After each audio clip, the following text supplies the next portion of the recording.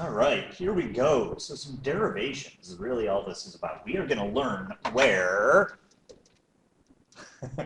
these guys come from. All right, specifically, I think the only ones that I can imagine them asking you to do on the AP exam would be a thin rod about the center, a thin rod about the end. These two are almost identical. So if you can get this one down, this one is actually easier.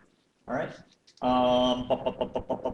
And then a cylinder about the center, okay, a disc about the center. I think those are the only three that you would be expected to do, I hope. And I think if they had anything more complicated than that, you can easily modify what I'm about to show you here. All right, so I'm going to do this one first.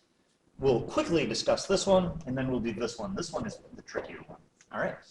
Okay, so here's the deal. So where do those equations come from? Well, so like I said in the last video, so your rotational inertia is really just a summation of each individual mass, each individual particle that has mass, multiplied by the radius squared, okay?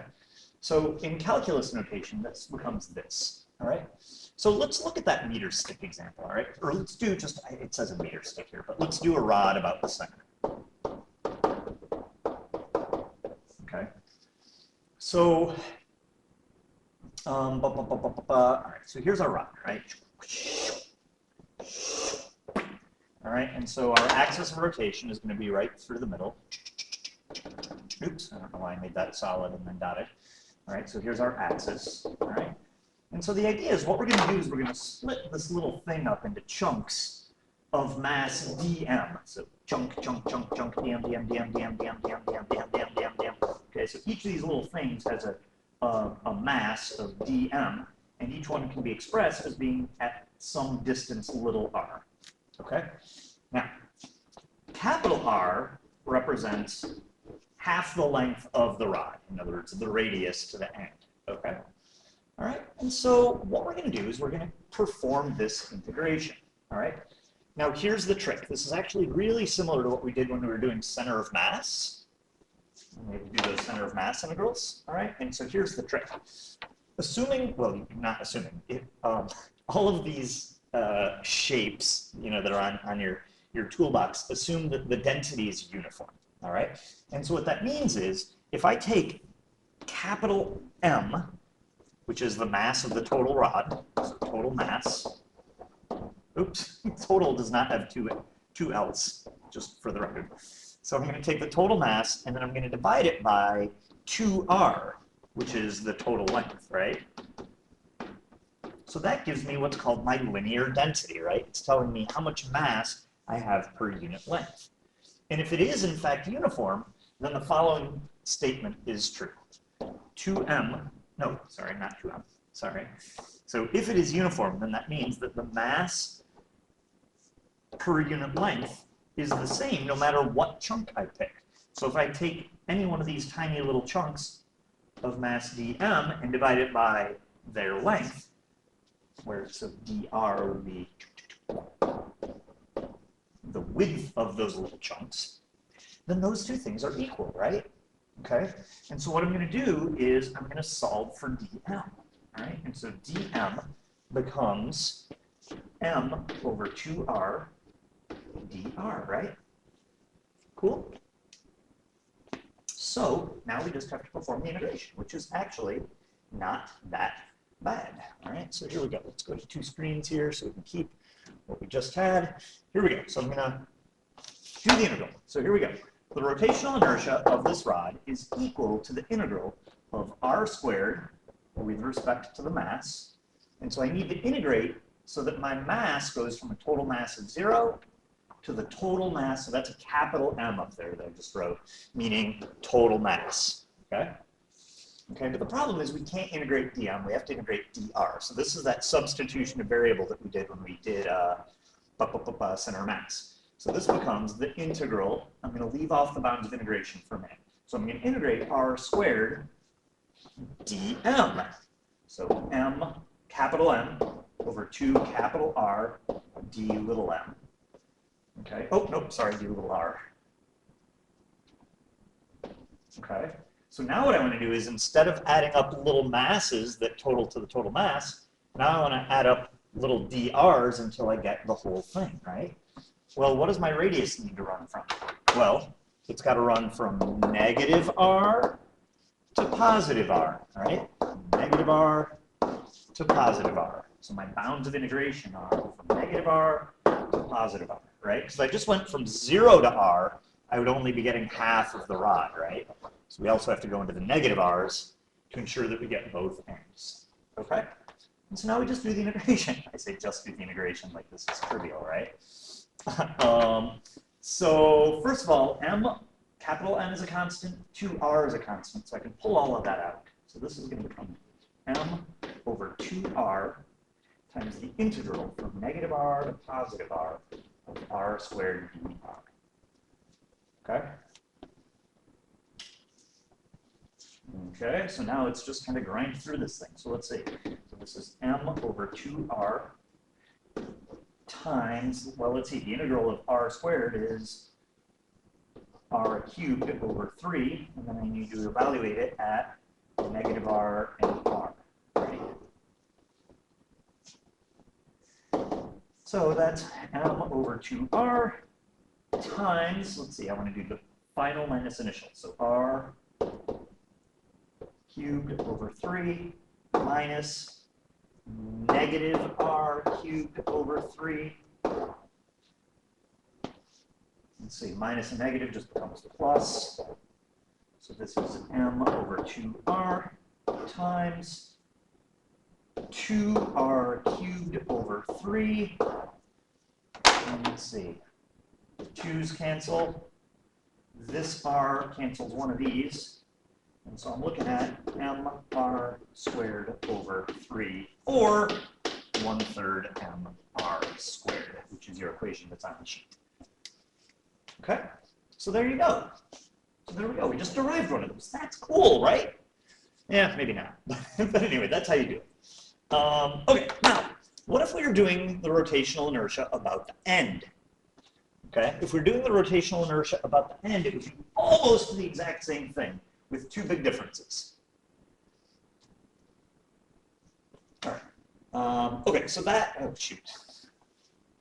So that gave us the derivation of both a thin rod about the center or a plane about the center, right? Because as I said in the last video, the width this way doesn't really matter. Okay. I did not use my slides very well here, did I? Okay, so let me go back to a single page view. Oh. Try that again. Single page view, there we go. So if we wanted to derive the rotational inertia about the end, it's the exact same thing with one difference. This time, when you do total mass over total length, now the total length is just r.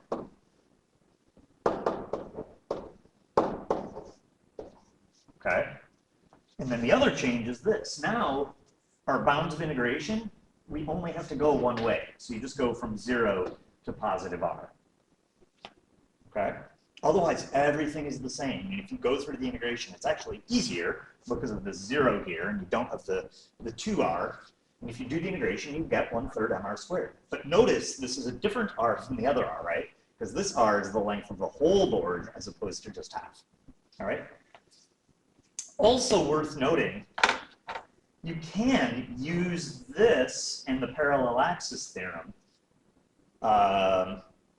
and calculate the rotational inertia about the end. Okay, and it does work, and that's worth your while taking a minute to do that. I'm not going to do that here because it's kind of some tedious algebra. And it's not that tedious, but you know, it would take about 5 minutes.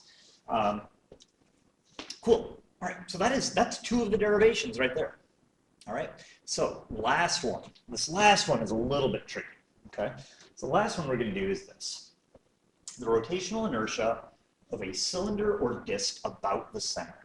All right, so here's the trick on this one. So here's our cylinder, right? Okay, and so what we're going to do is, we can't sort of divide it up this way, right?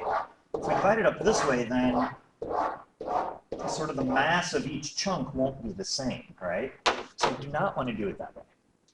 Okay, so what we're going to do, so what we're going to do is this. we're going to pick a radius, all right? So here's our center, all right? We're going to go out some distance, little r, okay? Notice that's different than big R, okay? All right, and what we're going to do is we're going to choose a little chunk of width, dr, and we're going to look at a ring.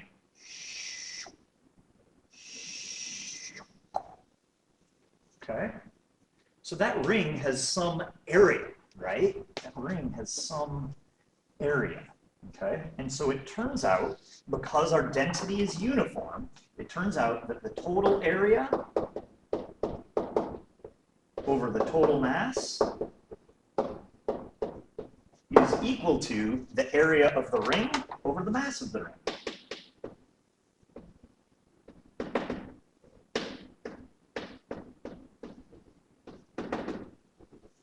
Okay? So how do we deal with this? Well, let's see. So what we're going to do is we're going to take this little blue ring here, and we're going to imagine kind of unwinding it. So it's like this, it's this ring. So what we're going to do here, I'll make you do this. So it's this ring. So there's our ring, right? So what we're going to do is we're going to cut it here, and then we're going to unroll it so that it becomes this ring this way. All right? And so the idea then is it's now this long, skinny rectangle with the width of dr and a radius, and a length that is this, right? It's a circle of radius r. So we can just call this 2 pi r, right? Okay? Now, technically, the outer ring is a little bit bigger, but remember, in calculus, we look at limits, and so as this gets smaller and smaller, the difference between that inner radius and outer radius becomes insignificant, okay? And so the area of this thing is just length times width, so 2 pi r dr, okay? And then the mass that we gain is just dm.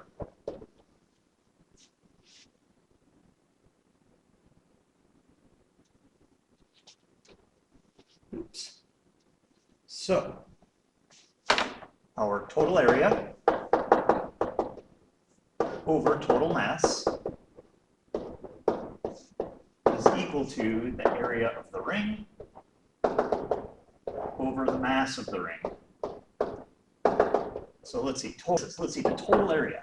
Well, the total area of the whole thing is pi times capital R squared, right? Divided by the mass of the whole thing. So that's a capital M, right? And that's equal to, let's see, the area of the ring. Well, we decided that was 2 pi r dr over the mass of the ring, which is d little m, right? Okay, so now we can go ahead and perform that integration, all right? So the integration that we want to perform is, let's see, we want the integral, I is the integral of r squared dm, right?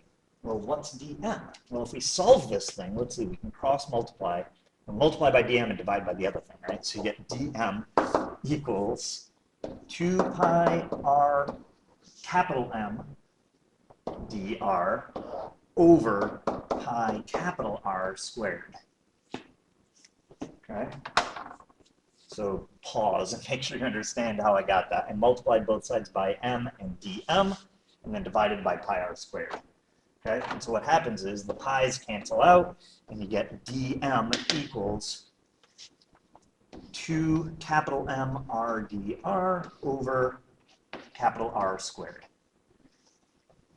Okay? So originally what I wanted to do was I wanted to integrate from 0 to capital M. But now I'm going to do my substitution of variables. So this becomes the integral of r squared dm. So everything that's a constant, I'm going to pull out front. So 2m and r squared are all constants. 2 capital M r squared are all constants. And I'm left with r dr. And I have to integrate now so that I get my whole ring, my whole disk. So this time I only have to integrate from 0 to capital R. Notice, the reason we only have to go from 0 to capital R is because each ring, how do I want to say this? So for any given positive R, you're going to get both sides of the ring, right, all the way around. So we don't have to go to negative r this time. We just go from 0 to positive r, and the ring sort of gets all sides of it, okay? So we're almost done here. All right, cool. So now we just do this. So let's see, 2m, capital M over capital R squared, integral from 0 to r squared times r is r cubed, dr. So this is 2m capital R squared, r to the 4th over 4, evaluated at 0 in capital R. So plug in capital R and 0, and you get 2m r squared, capital R to the 4th over 4 minus 0. Oh, cool. So now we can cancel some stuff. So let's see. R squared and r to the 4th becomes r squared. 2m and 4 becomes 2. And you get m r squared over 2 for your rotational inertia. All right. So that's it. Rotational inertia. Yeah, so you just need to memorize those 3 things. One of them will be on the test. I don't know which one. Uh-oh, stop recording. Ah!